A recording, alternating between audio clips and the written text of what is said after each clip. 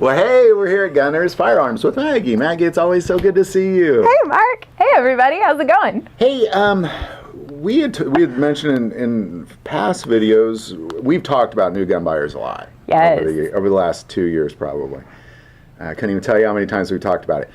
But the biggest category, one of the biggest categories of new gun owners is women, specifically women who live alone. Yep. And what would you, if a woman came, woman, I live alone, I don't know anything about guns, what direction are you going to walk that person down? Because I know you don't typically say, well, here's the best gun for you, because you have to make sure that you're playing to your customer's strengths. Like, what are they comfortable with? What calibers have they shot before? Where are they comfortable starting? How many safeties on a firearm they are comfortable with. A lot of the recommendations for first-time firearm owners are firearms that do not have external safeties, and someone that is just learning and would probably appreciate maybe an external safety on the gun. So that kind of puts a few of the main brands right out of there, but it does leave multitude of options for people that are still there. So we just had a lady come in with her friend, and these two girls were looking at firearms that she could use by herself, have to load it by herself, have to be able to unload it by herself, have to be able to chamber that first round in there. So the first thing we look at, we say, what do you want? And, they'll go through and they'll point to something first that catches their eye. Mm-hmm. That's where you always want to start. As we all do, for the record. Yes. Yeah. So it usually, pardon my reach, I go over here. So it usually is something like along the lines of this pretty stinking nifty Smith & Wesson equalizer that came out. I mean, it looks like your run-of-the-mill semi-auto with a double stack magazine, and it's got that backstrap safety. It has ambidextrous thumb safeties on the back of it. It has high capacity, but they have to be able to rack the gun by themselves, and then they have to be able to operate everything. This lady had just had shoulder surgery, and so she is starting the recovery process, and she had about 6 more weeks to go, I believe, and she was still not at full strength, and she could not, even on previously loved firearms and even on a Smith & Wesson Easy, which is supposed to be made for people to be easier to rack, and the equalizer, which has the same features. She still was not able to do that. So being able to go to a store where you can get your hands on something and try it out to see if you can actually work it. So that put this category of guns straight out. Well, okay, and actually, we could talk about that later, because I have some thoughts on that too. Yeah. But keep going. So the next one up was revolvers, because we're like, okay, so we have to make sure that she can get the slide rack, that she can chamber around in there. So the revolvers were a little bit easier because you just push the button. I don't do this backwards. It's way easier when you don't do it backwards. But you push the little button forward on the Smith & Wessons and then pop your cylinder out just like that, and then load it and unload it with the little cylinder pin right there. It's pretty easy. It's a good direction to go for a new gun owner. Any new gun owner. Phenomenal. But once again, the thing that most people don't like about revolvers, there are no external safeties. You can get around this on some of them. Modern Smith & Wessons do have that nifty little key lock that's right there, so you can lock it down, but you really don't want to be in the position where you're like, let me get my tiny little key out. Time out! Come back in 5 minutes. Let me find the key. Let's get this thing unlocked. Let me ask you this. So if women that are looking at Revolver, let's say they go, okay, I like the Revolver. Let's talk about this. Now, are they more comfortable once they realize it's a double action first pull without an external safety? Because typically first-time gun I'm an owners. external safety guy when it comes to things like a 1911, strike fire things, but a revolver, So, first-time gun owners, we'll be absolutely honest here. First-time gun owners have no idea what the difference between striker fired, Right. single action, Okay. double action is, and they're like, "Hang on, what language are you speaking? Yeah. Can you put this in something that I can explore? I understand." So then you go through and say, well, if you really need to, you can pull the hammer back like that, and then you are just doing the singular action of pulling the trigger right there. Double action would be if the hammer stays up, and then when you pull it all the way through, your hammer is going back as you are pulling until it reaches the point where it breaks, it clicks, and it. Now, once they understand, would they feel more? Because it's hard. It would be all hard to find a revolver with an external safety on it.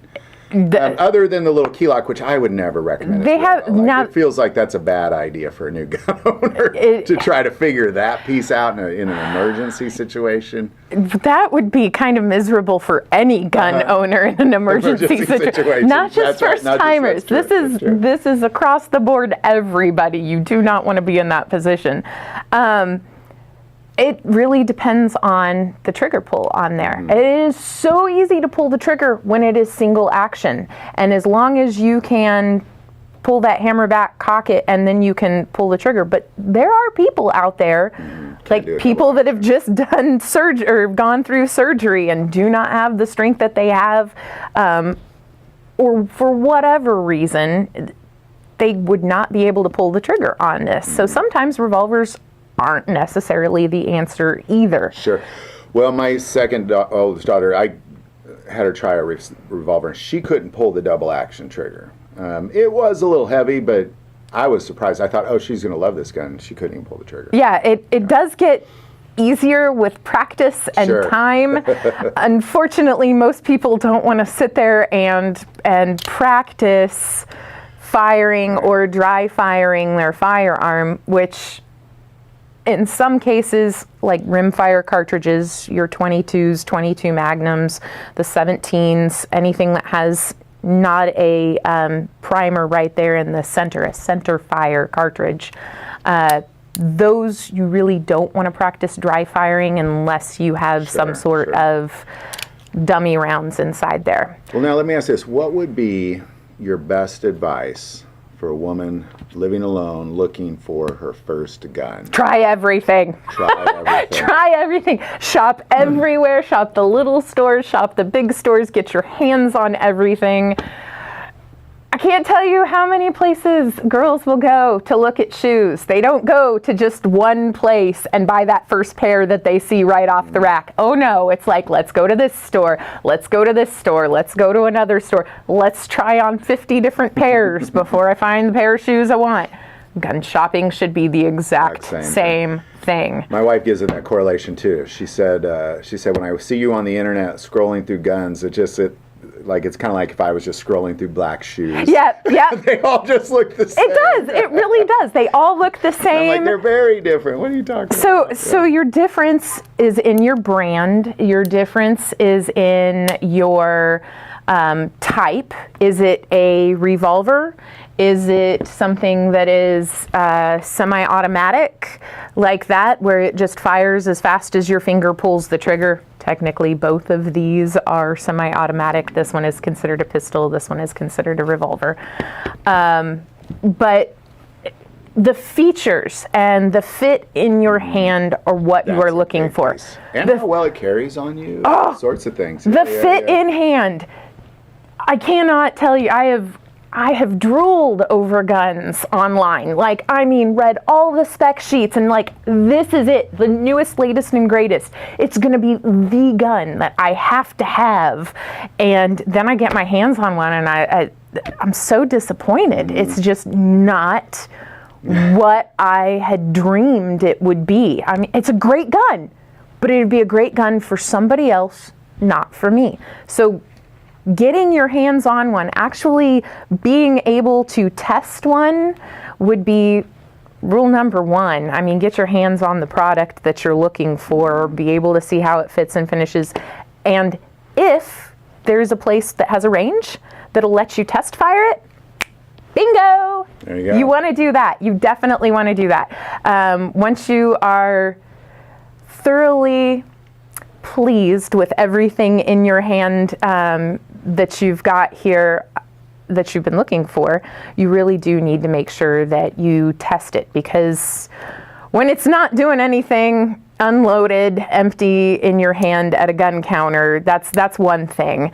But to be able to fire it and see how it feels when there's actual recoil involved, that is another thing entirely. Yes. I'm glad you said that, because there's been a lot of guns that I bought. And I love it. I take it home. I'm messing with it, and I go out and shoot it. I don't like it anymore. Yeah.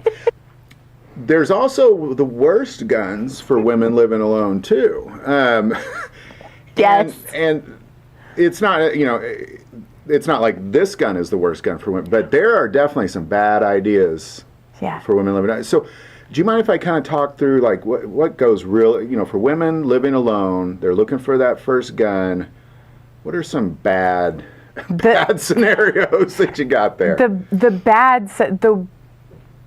Oh gosh, the worst possible scenario that immediately comes to mind is the well-meaning family members and friends that bring you a firearm that you have no earthly idea how to operate it. Whether it's a shotgun, whether it's a rifle, whether it's a handgun, but they're like, here, I've brought this for you.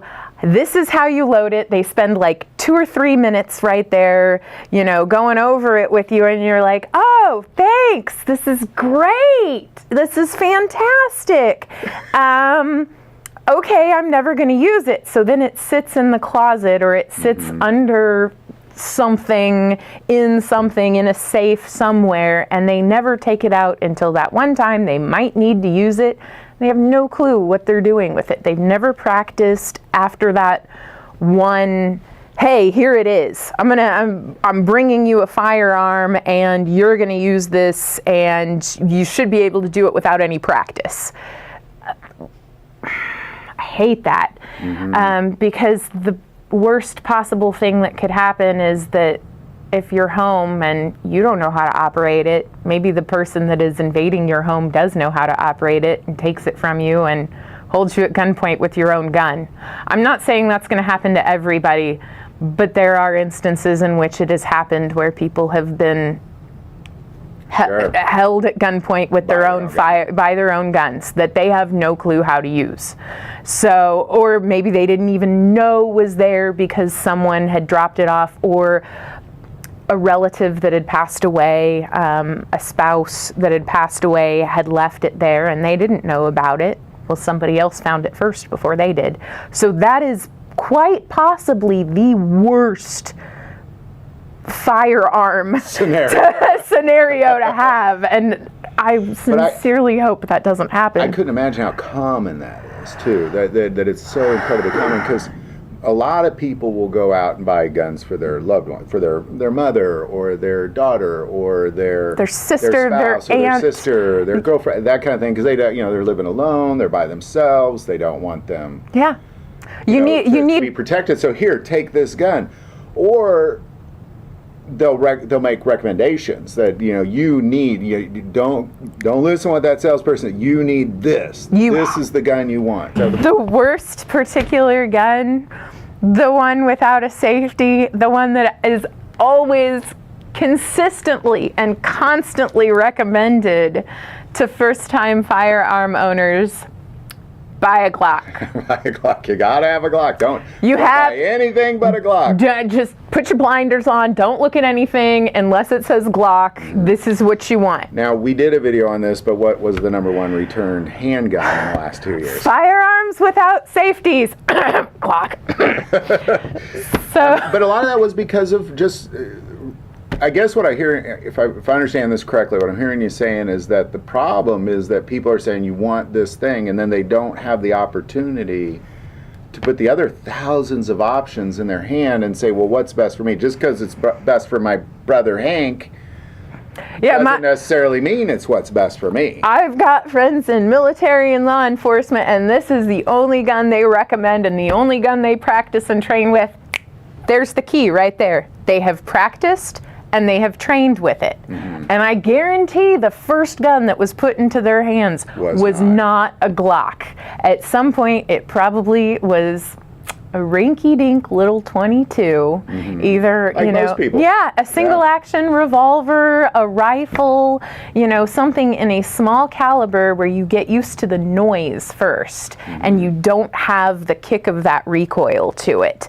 And they almost always have a safety on it. When you are teaching a first-time firearm owner, what to do, or the first time anybody gets their hands on a gun, whether they own firearms or not, you're going to teach them ones that have safeties on it. And you go, okay, here's the safety, this is this, you go over all the features, here's how you load it, this is the trigger, do not touch the trigger until you are aligned with your target and you know what is behind that target. There's a lot of steps and rules first. Just like the first time that you get behind the wheel of a car, your instructor doesn't say, okay, we're hitting the interstate highway, get ready, we're going to merge into traffic. Right, I'm glad you said that. No. You start off slow. No, parking lot maybe. Yes. An empty parking lot. An empty parking lot or something like that, and you're like, okay, don't cross any of the yellow lines, practice stopping, practice starting. If you're in a manual transmission, practice on hills, so you use baby steps. You don't just go. And guns like Glock, Glock was specifically made for the Austrian military trials. I mean, it was made for the Austrian, like he said, I'm going to make a gun for the Austrian military trials. So it's a fantastic firearm for the military. It's a fantastic firearm for the police. It's a fantastic firearm for an experienced concealed carrier. It's a terrible gun for a first-time gun owner, I believe. It wouldn't be my very first option for a first-time firearm owner. Not especially if they have minimal to no experience handling firearms on a regular basis. I'm not talking like, hey, I go to the range once every year or once every 2 years with my family or my friends. I'm talking, you're going to need some serious range time, at least once a month. What's the best advice you can give to a woman living alone that comes in and said, my uncle said all I want to look at is Glocks? Go to the range, play with the Glock. Find a reputable range that will let you rent firearms and test fire them and try that Glock. Try it first. Have your uncle You may love it. take you to the range. You may love it, and you may have enough experience with firearms that it's not going to be an issue for a gun that doesn't have any external safeties. Not saying that Glocks don't have safeties. They do have. Right. They have internal safeties, but it's just more about. It's the awareness of your trigger control. It's the awareness of reholstering. There's so many things that a new gun owner is just simply not aware of that you have to be aware of if you are the owner of a Glock or a gun like a any P320 semi-auto. But let's talk about the first thing that new firearm owners want to do when you say, okay, now let's see if you can pull the slide back. So the first thing they do is that their finger goes right through there all the way that they can. They squeeze that trigger. Oh, did you already hear that click? So I was looking at that equalizer because we broke that out in the last video, and it kind of reminds me, it's always obviously like the Shield Easy, but it kind of reminds me, with the grip safety, the manual safety. I even question,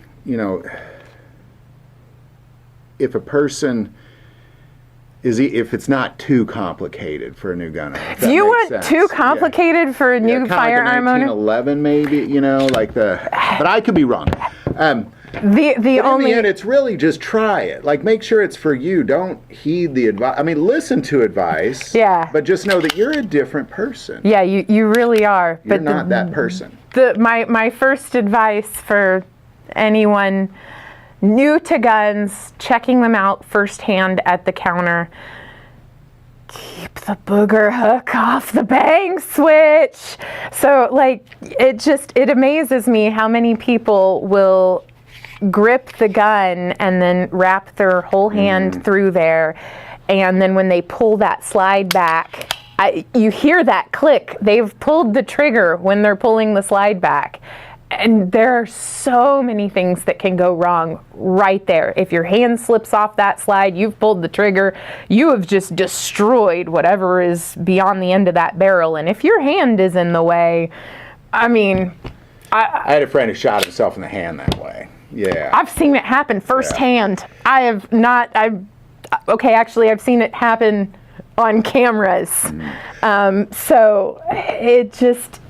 And... So really the worst thing that a woman living alone could do is really just kind of really not know what they're doing. Yeah. It's really about the education, because I think the problem with saying to a person you only want this thing is now they're not going to become educated. They're not going to watch YouTube videos. They're not going to do the research. They're not going to go into the gun store multiple times or try multiple guns. They're going to be like, well, I want this thing, and then I'm just going to get it in the box, and I'm going to take it home, and I don't know how to use it. So it's really about you've narrowed down the search education. The search pool so small that they don't realize that they have a broader pool to select from, and that they have more options than just that one thing. Kind of like telling a woman, oh, you need some shoes for a night out. You don't want anything but Uggs. When there's clearly 100,000 shoes to choose from. Which is the analogy my wife always gives. She's not wrong. She is so not wrong. You have options. Please explore them. But, oh my God. They're so comfortable. You don't want anything but Uggs. My motorcycle boots are way comfier than any pair of Uggs I've tried on. So I guess I'm not that target demographic there. Same for Glock. I don't think I am. I might be their target demographic, but maybe I just don't know it yet. Maybe I haven't had enough practice and experience to appreciate them the way they should be. I appreciate a lot. I like them. They seem to be indestructible. They're very they're accurate. And heard you did some. The thing is that I just wouldn't recommend them to a new gun owner. Is the only thing. I heard you were doing some torture testing on some Glocks, by the way. At the bottom of the lake, freezing on black ice. We're trying. It still runs great. So, have you tried that with any other brand besides Glock? I was going to go a different direction next. I was going to say, have you? I was going to try a Taurus. Yeah, what were you going to recommend? Oh, I was going to say maybe try a 1911. I thought about it. I thought about the 1911. I mean, the problem with throwing something that's all metal into a lake is probably going to be rust issues. So I don't know how thoroughly you'd have to clean it. I've cleaned the Glock pretty thoroughly so far. So. Yeah, I've actually had people walk into the store going, well, I cleaned my Glock by putting it in the dishwasher. And I'm like, you are absolutely joking, right? Oh, no, I'll just slap that damn puppy in the dishwasher and away it goes. And I'm like, okay, all right. Well, if it works for you, but I would not recommend that to anyone else. And I do not have long-term studies on what that would do to your dishwasher or to your gun. These aren't dishes and plates. These weren't meant to go in a dishwasher. So Maggie, gosh, thank you so much. We always appreciate you, and especially this particular topic, because Laurel been asking me to do a video on this for quite a while, and I just said, well, I don't feel like I'm necessarily the right person to have this conversation. So I really appreciate you doing this. Being an experienced gun salesman and a woman. So we thank you for all your insight. Hi, cool beans. Thank Glad you I could so help. much. Awesome. You are so welcome, and we'll see everybody next time. Bye-bye. Bye.